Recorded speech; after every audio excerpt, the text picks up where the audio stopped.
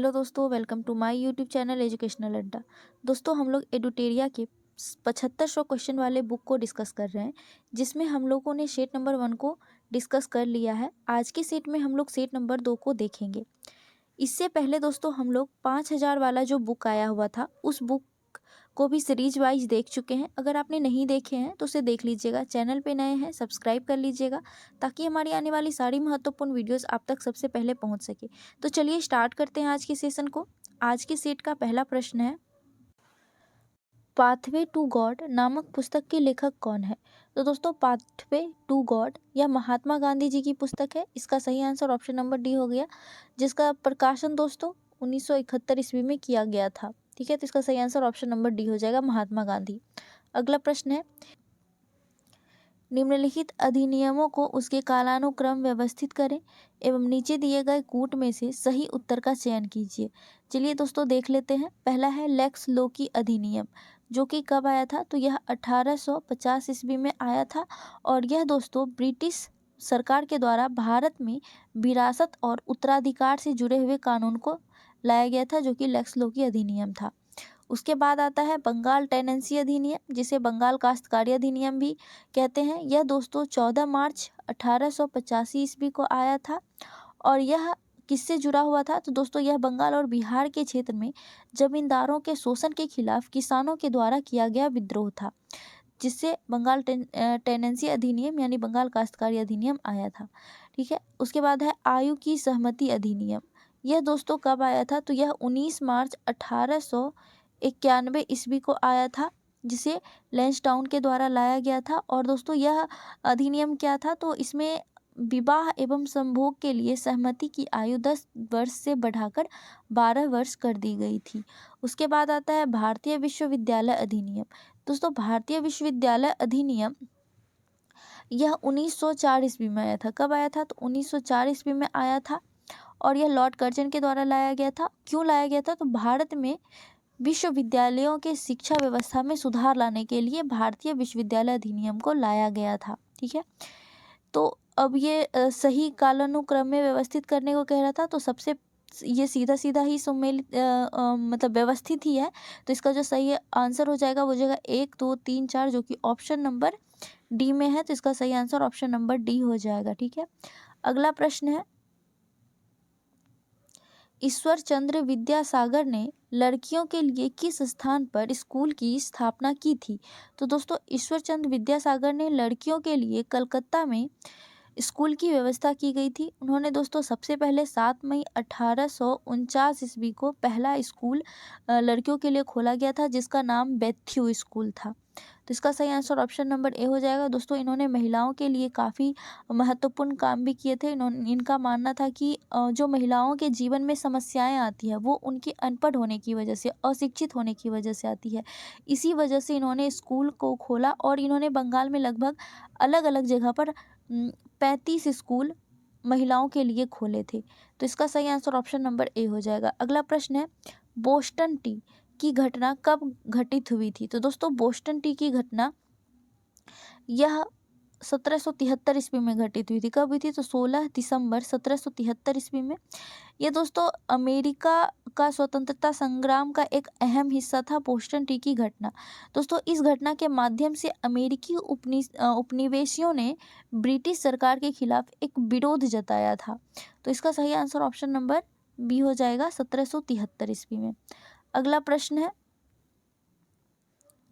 नाई धोबी बंद सामाजिक बाइकॉट का एक स्वरूप था जो वर्ष 1919 ईस्वी में, तो दोस्तों ये वर्ष 1919 ईस्वी में किसानों द्वारा प्रताप जिले में चलाया गया सामाजिक बाइकॉट था, नाई धोबी बंद। तो इसका सही आंसर ऑप्शन नंबर ए हो जाएगा। दोस्तों इसमें जमींदारों और तालुकदारों के तालुकदारों का सामाजिक बहिष्कार किया गया था। ठीक है, तो इसका सही आंसर ऑप्शन नंबर ए हो जाएगा।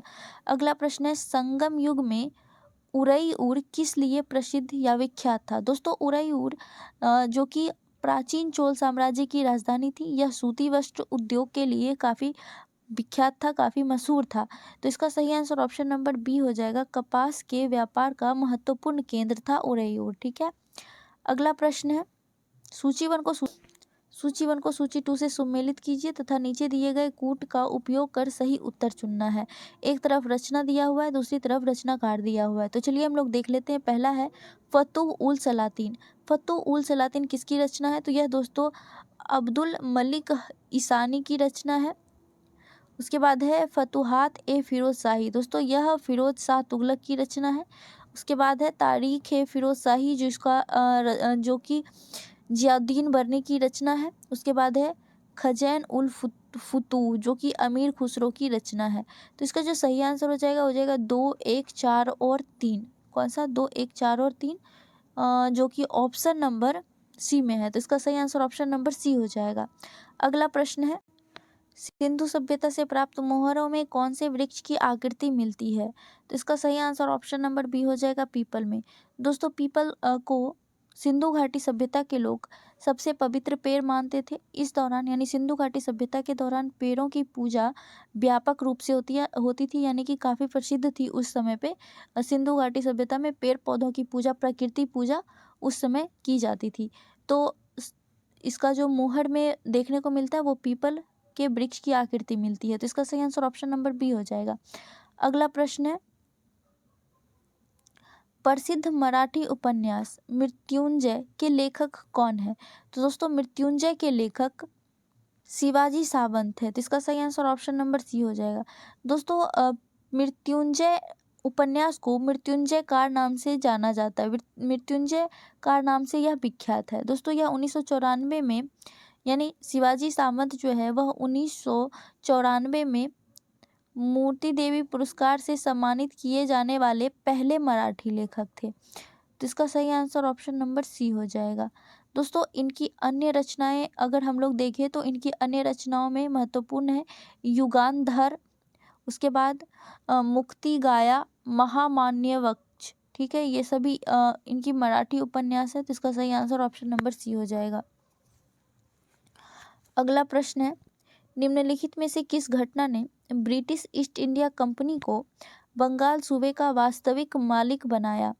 तो दोस्तों बंगाल सूबे का वास्तविक मालिक किसके बाद ब्रिटिश ईस्ट इंडिया कंपनी बन गई थी? तो वो था बक्सर की लड़ाई। इसका सही आंसर ऑप्शन नंबर बी हो जाएगा, बक्सर की लड़ाई।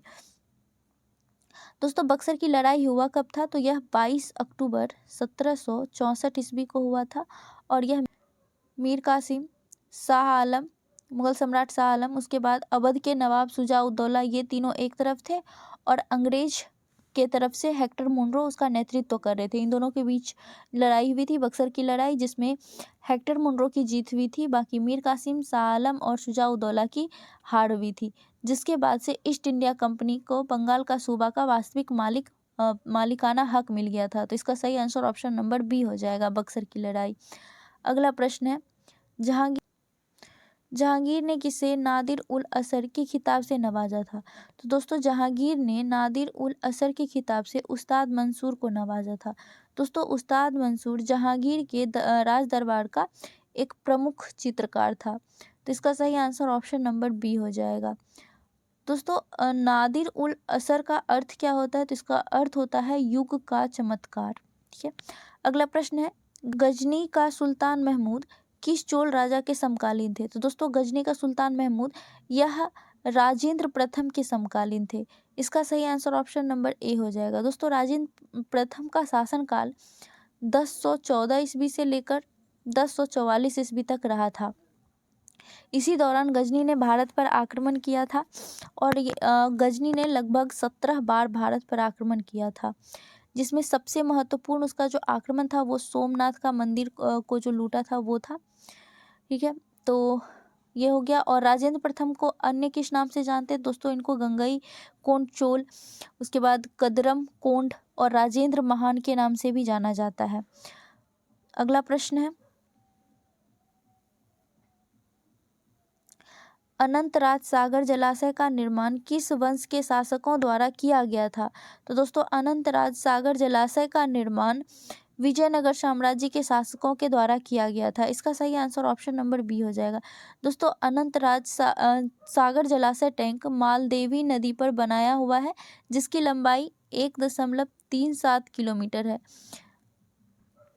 और यह मिट्टी से बना हुआ बांध है। तो इसका सही आंसर ऑप्शन नंबर बी हो जाएगा, सॉरी डी हो जाएगा। अगला प्रश्न है, मंगोल शासक चंगेज खान की मृत्यु कब हुई थी? तो दोस्तों मंगोल शासक चंगेज खान की मृत्यु अगस्त 1227 ईस्वी में हुआ था।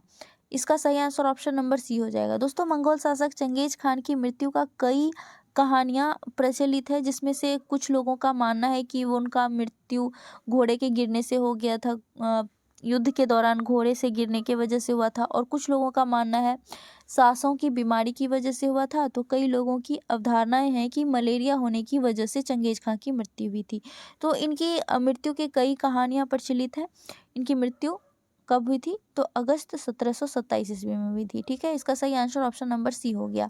अगला प्रश्न है, गिजली किसके शासनकाल में प्रसिद्ध रचनाकार थे? तो दोस्तों गिजली जो है यह अकबर के शासनकाल में एक प्रसिद्ध रचनाकार थे। इसका सही आंसर ऑप्शन नंबर बी हो जाएगा, अकबर। अगला प्रश्न है, स्वतंत्रता के अधिकारों में सबसे प्रमुख अधिकार कौन सी है? तो दोस्तों स्वतंत्रता के अधिकारों में सबसे प्रमुख अधिकार जो है वो हमारे संविधान के आर्टिकल नंबर 21 में निहित है। अब आर्टिकल नंबर 21 क्या कहता है? तो इसमें कहा गया है कि जीवन एवं व्यक्तिगत स्वतंत्रता का अधिकार है, जो कि दोस्तों ये हमारे भारत के नागरिकों के साथ साथ विदेश के नागरिकों को भी अगर वो भारत आते हैं तो प्राप्त होता है। ठीक है, तो इसका सही आंसर ऑप्शन नंबर सी हो जाएगा। दोस्तों आर्टिकल नंबर 21 मौलिक अधिकार का एक हिस्सा है। अगला प्रश्न है,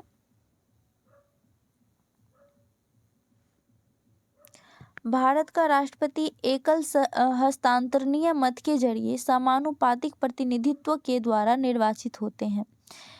इनका निहितार्थ है कि, यानी इसका मतलब क्या है? तो इसका मतलब है प्रत्येक निर्वाचित सांसद या विधायक के मतों की संख्या समान होती है।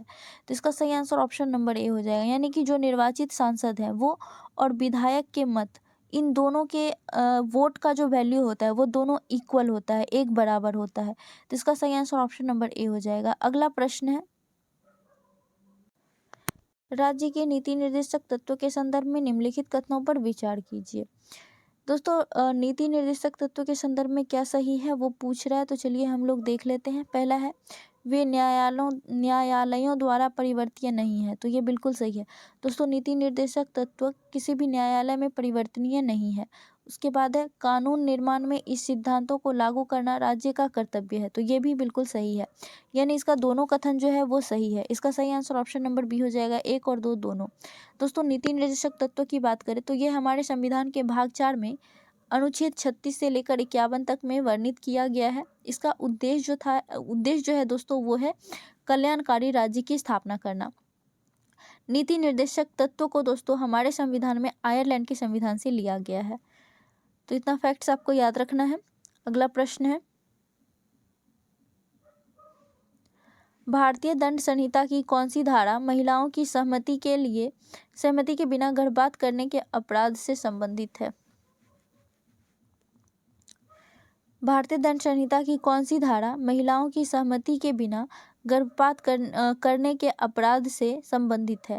तो इसका सही आंसर हो जाएगा ऑप्शन नंबर बी, धारा 313। वैसे संसाधन जो वर्षों के उपयोग से समाप्त हो जाते हैं उसे क्या कहते हैं? तो उसे दोस्तों अनवीकरणीय ऊर्जा कहते हैं। इसका सही आंसर ऑप्शन नंबर बी हो जाएगा, जिसका एग्जाम्पल कोयला, पेट्रोलियम, प्राकृतिक गैस है। ठीक है, वही नवीकरणीय ऊर्जा की बात करें तो दोस्तों यह प्राकृतिक स्रोत से मिलने वाली ऐसी ऊर्जा है जिसे फिर से हासिल किया जा सकता है। इसका एग्जाम्पल अगर देखें तो नवीकरणीय ऊर्जा का एग्जाम्पल है सौर ऊर्जा, जो कि अगर ख़त्म हो जाता है तो फिर आप उसे सूर्य की रोशनी के द्वारा प्राप्त कर सकते हैं। फिर और एग्जाम्पल है पवन ऊर्जा, जल विद्युत ऊर्जा, ये सभी नवीकरणीय ऊर्जा स्रोत का एग्जाम्पल है। ठीक है, तो इसका सही आंसर ऑप्शन नंबर बी हो जाएगा, अनवीकरणीय। अगला प्रश्न है, भूदृश्य पर जल, पवन एवं हिम जैसे विभिन्न घटकों के द्वारा होने वाले क्षय को क्या कहते हैं? तो दोस्तों भूदृश्य पर जल, पवन एवं हिम जैसे विभिन्न घटकों के द्वारा होने वाले क्षय को अपरदन कहते हैं। इसका सही आंसर ऑप्शन नंबर सी हो जाएगा। अपरदन और निक्षेपण होता है भूदृश्य पर जल, पवन और हिम से विभिन्न घटनाएं जो होती है वो अपरदन या फिर निक्षेपण होता है। अपरदन क्या होता है? तो यह अपरदन किनारे वाले मिट्टी को काटता है, नदियों के द्वारा काटना अपरदन कहलाता है। वहीं पे रास्ते में लिए हुए गाद को जब किनारे पे नदियाँ छोड़ देती हैं तो उसे निक्षेपण कहते हैं। ठीक है, अगला प्रश्न है, भारत के उत्तर पश्चिम भाग में अमेरिकी कपास की किस्म को किस नाम से जाना जाता है? तो दोस्तों भारत में उत्तरी पश्चिम भाग में अमेरिकी कपास को नरमा या फिर शारदीय कपास के नाम से जाना जाता है, जिसे कि मूल रूप से अमेरिका से भारत लाया गया था। तो इसका सही आंसर ऑप्शन नंबर डी हो जाएगा, नरमा। अगला प्रश्न है, निम्नलिखित में से किस नदी को व्यथ के नाम से जाना जाता है? तो दोस्तों व्यथ के नाम से झेलम नदी को जाना जाता है, जिसे वैदिक काल में वितस्ता नदी के नाम से जाना जाता था। व्यथ दोस्तों यह काश्मीरी नाम है झेलम नदी का। तो इसका सही आंसर ऑप्शन नंबर ए हो जाएगा, झेलम। अगला प्रश्न है, तीई पर्वत किस राज्य में स्थित है? तो दोस्तों तीई पर्वत नागालैंड के बोखा जिले में स्थित है। इसका सही आंसर ऑप्शन नंबर ए हो जाएगा, नागालैंड। अगला प्रश्न है, कोयला का जलना किस अभिक्रिया का उदाहरण है? तो दोस्तों कोयला का जलना यह संयोजन अभिक्रिया या फिर ऑक्सीकरण अभिक्रिया का एग्जाम्पल है। दोस्तों यह ऊष्माक्षेपी अभिक्रिया के रूप में भी जाना जाता है। तो इसका सही आंसर ऑप्शन नंबर सी हो जाएगा, संयोजन अभिक्रिया। अगला प्रश्न है, फ्लाई एज प्रदूषण होता है। तो दोस्तों फ्लाई एज प्रदूषण ताप विद्युत संयंत्र से होता है। दोस्तों ताप विद्युत संयंत्र में कोयले को जलाने से निकलने वाला जो उप उत्पाद होता है वही वायु प्रदूषण का कारण बनता है, जिसे फ्लाई एज प्रदूषण कहते हैं। ठीक है, तो इसका सही आंसर ऑप्शन नंबर बी हो जाएगा, ताप विद्युत संयंत्र। अगला प्रश्न है, तुलसी के पौधे का औषधीय महत्व किसकी उपस्थिति के कारण होता है? तो दोस्तों तुलसी के पौधे में औषधीय महत्व फिलोन और फ्लोवोनॉइड्स के उपस्थिति की वजह से होता है। तो इसका सही आंसर ऑप्शन नंबर डी हो जाएगा। दोस्तों हम लोग अगर बात करें तुलसी का, तो इसका वैज्ञानिक नाम कभी कभी एग्जाम में देखने को मिलता है। तो तुलसी का वैज्ञानिक नाम क्या होता है? तो इसका वैज्ञानिक नाम होता है ऑसीमम सेक्टम। क्या होता है? ऑसीमम सेक्टम। ठीक है, याद रखिएगा। इस क्वेश्चन का आंसर ऑप्शन नंबर डी है। अगला प्रश्न है, सूची 1 को सूची 2 से सुमेलित कीजिए तथा नीचे दिए गए कूट की सहायता से सही उत्तर का चयन कीजिए। ठीक है, एक तरफ रसायन दिया हुआ है, दूसरी तरफ उसका प्रयोग दिया हुआ है। चलिए हम लोग देख लेते हैं। पहला है सोडियम बेंजोएट। दोस्तों सोडियम बेंजोएट का उपयोग फलों के रस का परीक्षण के लिए किया जाता है। उसके बाद है calcium hydroxide. Calcium hydroxide bleaching powder हो जाएगा। नाइट्रिक अम्ल का उपयोग दोस्तों रासायनिक उद्योगों में किया जाता है और सल्फ्यूरिक अम्ल का पेट्रोलियम शोधन में किया जाता है। तो इसका जो सही आंसर होगा वो होगा 1, 3, 4 और 2, जो कि ऑप्शन नंबर बी में है। तो इसका सही आंसर ऑप्शन नंबर बी हो जाएगा। अगला प्रश्न है, कौन एक आवश्यक तत्व है जिसका उपयोग प्रोटीन के संश्लेषण में किया जाता है? तो दोस्तों प्रोटीन के संश्लेषण में नाइट्रोजन का उपयोग किया जाता है। इसका सही आंसर ऑप्शन नंबर ए हो जाएगा, नाइट्रोजन। दोस्तों नाइट्रोजन एक एमिनो अम्ल का एक प्रमुख घटक है। दोस्तों प्रोटीन के संश्लेषण तथा उनकी वृद्धि के लिए भी नाइट्रोजन जरूरी होता है। तो इसका सही आंसर ऑप्शन नंबर ए हो जाएगा। अगला प्रश्न है, पादपों में जाइलम उत्तक का कौन सा भाग भोजन भंडारण करता है? तो दोस्तों जाइलम उत्तक का जाइलम पेरेन्काइमा ये जो भाग होता है ये भोजन भंडारण का काम करता है। दोस्तों जाइलम पेरेन्काइमा जाइलम का एकमात्र जीवित भाग है जो कि भोजन को स्टार्च, वसा, टैनिन और क्रिस्टल के रूप में संग्रहित करने का काम करता है। तो इसका सही आंसर ऑप्शन नंबर ए हो जाएगा। अगला प्रश्न है, निम्नलिखित में से किस एक कोशिकीय कोशिकांग समूह में डीएनए होता है? तो दोस्तों कोशिकीय का जो कोशिकांग समूह है वो है सूत्रकणिका, केंद्रक और हरित लवक, जिसमें डीएनए मौजूद होता है। तो इसका सही आंसर ऑप्शन नंबर ए हो जाएगा। अगला प्रश्न है, निम्नलिखित में से कौन बायोमास ऊर्जा का स्रोत नहीं है? बायोमास ऊर्जा का स्रोत होता कौन कौन सा है, पहले हम लोग ये जान लेते हैं। तो दोस्तों बायोमास ऊर्जा का स्रोत लकड़ी, गोबर, कोयला, मकई, गन्ना, पराली, गोबर, सब्जी का जो कचरा होता है, तो सब्जियों का कचरा, ये सभी बायो ऊर्जा का स्रोत होता है। इसमें से कौन सा नहीं है पूछा है तो वो हो जाएगा परमाणु ऊर्जा। तो इसका सही आंसर ऑप्शन नंबर डी हो जाएगा। अगला प्रश्न है, सभी लैंगिक जनन करने वाले जीवों में जीवन की उत्पत्ति होती है? तो दोस्तों सभी लैंगिक चयन करने वाले जीवों में जीवन की उत्पत्ति एक कोशिकीय युग्मनज से होता है। इसका सही आंसर ऑप्शन नंबर ए हो जाएगा। दोस्तों युग्मनज दो अगुणित कोशिकाओं यानी कि मादा और नर युग्म के मिलने से बनता है। ठीक है, अगला प्रश्न है, वह जलीय पौधा जिसे प्रायः जल प्रवालित धान के खेत में जैव उर्वरक के रूप में प्रयोग में लाया जाता है वह है? तो वह दोस्तों कौन सा है? तो वो है एजोला।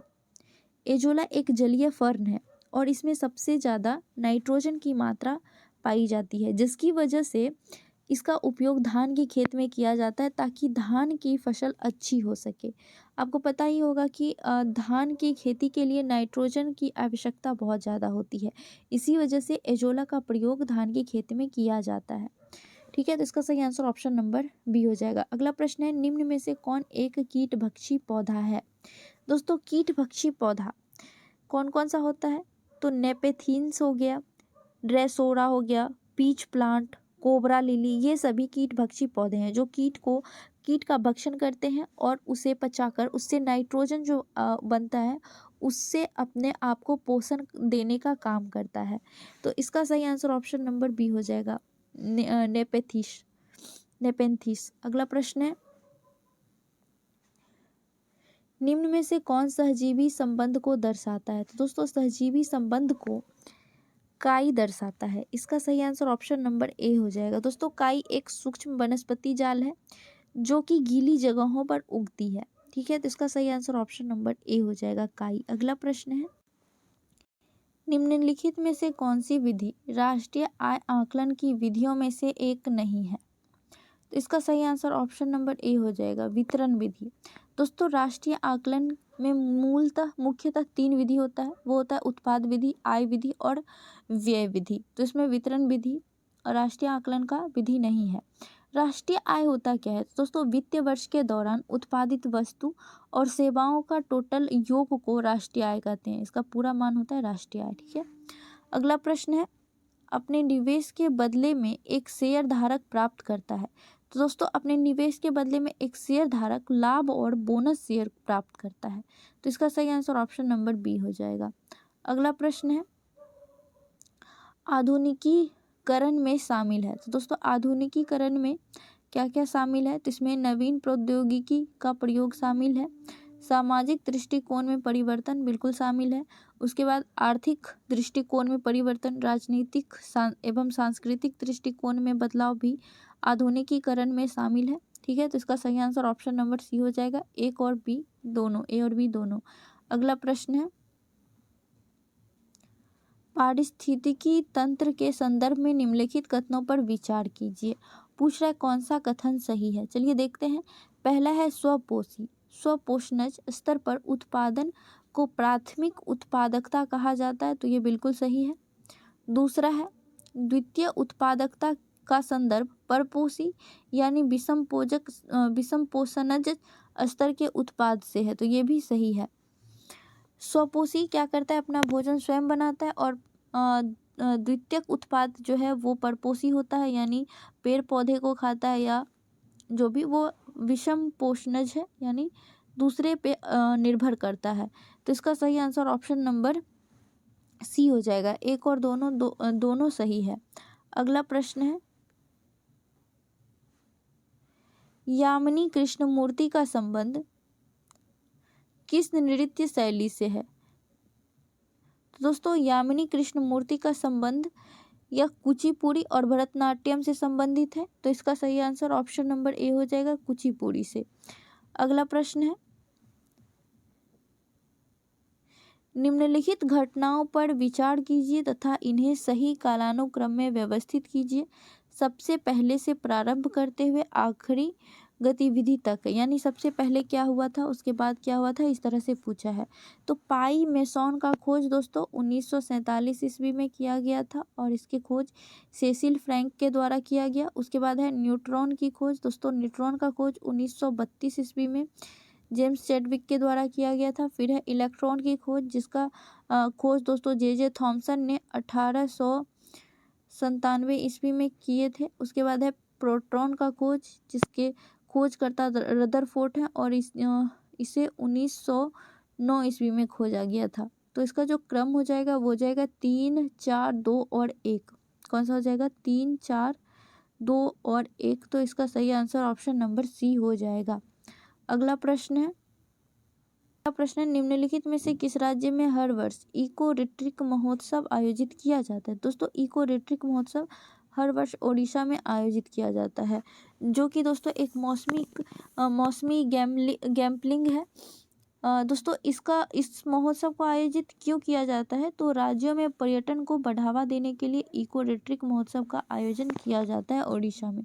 ठीक है, तो इसका सही आंसर ऑप्शन नंबर बी हो गया। अगला प्रश्न है दहेज निषेध अधिनियम को किस वर्ष पारित किया गया था?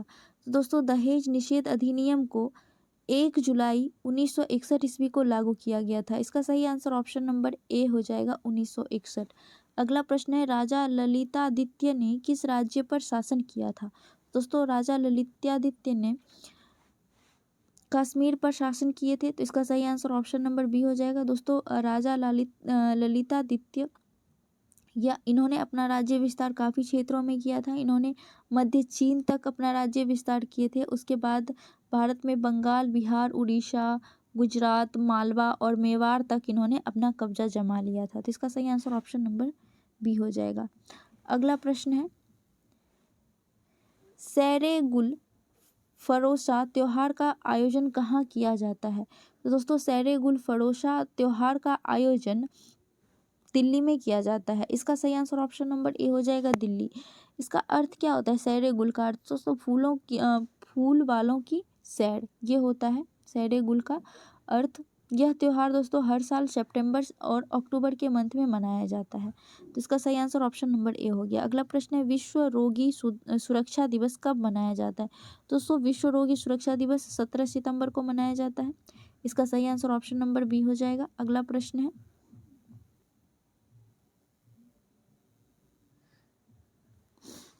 किसने पाटलिपुत्र को पोलीब्रोथा कहा था? तो दोस्तों पाटलिपुत्र को पोलीब्रोथा मेगास्थनीज ने कहा था, जो कि सेल्यूकस निकोटर का राजदूत था, जो चंद्रगुप्त मौर्य के राज दरबार में आया था। तो इसका सही आंसर ऑप्शन नंबर ए हो जाएगा। अगला प्रश्न है निम्न में से कौन सी पावर लोकल एरिया वायरलेस संचार तकनीक है? तो दोस्तों कौन सा पावर ऐसे लोकल एरिया वायरलेस संचार है? तो वो हो जाएगा ब्लूटूथ, वाईफाई।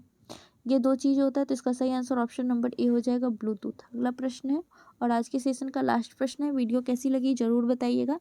क्वेश्चन है किसे कृत्रिम बुद्धिमत्ता का जनक कहा जा सकता है? दोस्तों कृत्रिम बुद्धिमत्ता का जनक जॉन मैकार्थी को कहा जाता है। इसका सही आंसर ऑप्शन नंबर ए हो जाएगा। दोस्तों जॉन मैकार्थी ही आर्टिफिशियल इंटेलिजेंस का जनक भी है। तो इसका सही आंसर ऑप्शन नंबर बी हो जाएगा जॉन मैकार्थी। हमारा आज का सेशन यही तक था। वीडियो कैसी लगी जरूर बताइएगा। अगर अच्छी लगी हो तो लाइक कीजिएगा, अपने दोस्तों में शेयर कीजिएगा। चैनल पे नए हैं सब्सक्राइब कर बेल आइकन को प्रेस कीजिए ताकि हमारी आने वाली सारी महत्वपूर्ण वीडियोस आप तक सबसे पहले पहुंच सके। मिलते हैं नेक्स्ट सेशन में नेक्स्ट सेट के साथ। जय हिंद।